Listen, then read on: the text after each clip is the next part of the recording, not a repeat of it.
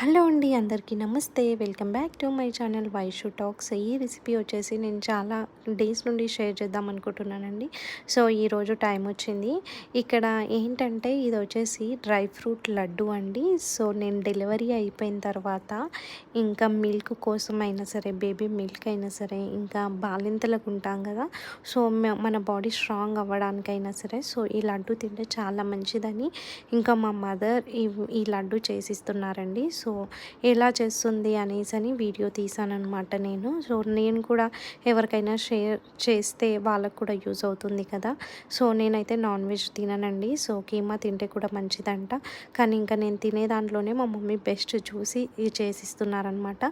ఇవన్నీ dry fruits, కాజు, బాదం, ఇంకా ఇది వచ్చేసి గసగసాలు, సో ఇది మక్కన్, ఇది వచ్చేసి ఇంకా డేట్స్, ఇది బెల్లం. సో ఇవన్నీ ఆయిల్లో ఒక్కొక్కటి ఫ్రై చేసి పెట్టుకున్నారండి. ఆయిల్ కాదు, సారీ, గీ.